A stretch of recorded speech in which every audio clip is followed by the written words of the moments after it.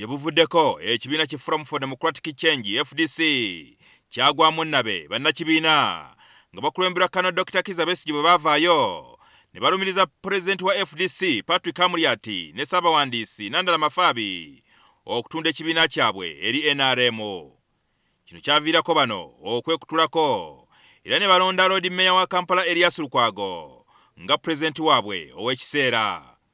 Olwaleero Ssentebe ba FDC okuva mu bitundu by'eggwanga eby'enjawulo basinkanye okusala entotto naddala ku kye bagenda okuzzaako okusobola okutwala ebigendererwa byabwe mu maaso eby'okutwala obuyinza okuva ku kibiina kya NRM.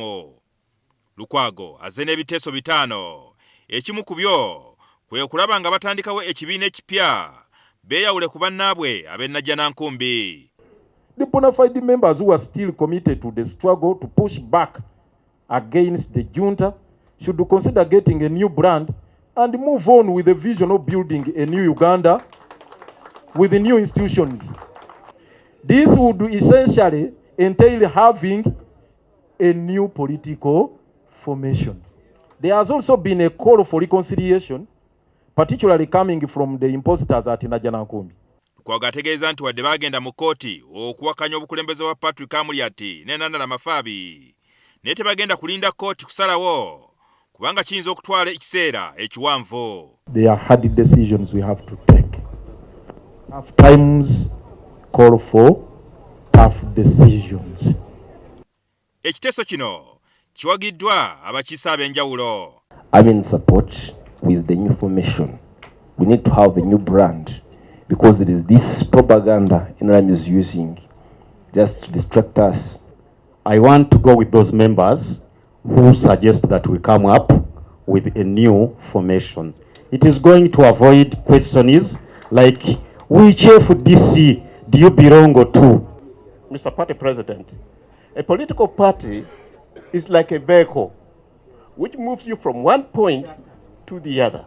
But you need a very good driver, a right driver to drive.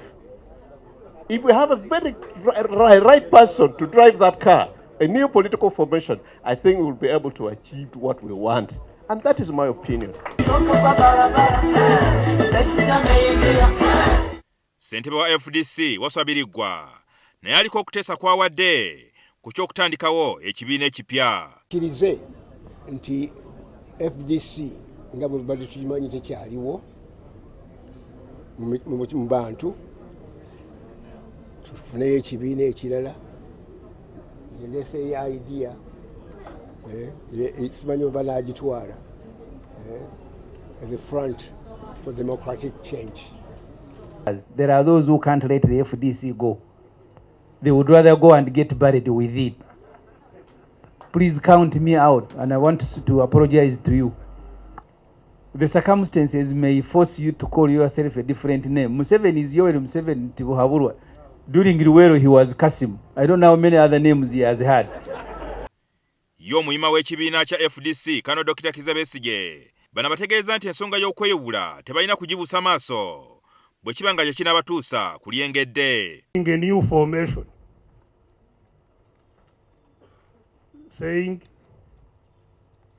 cut your losses and move on.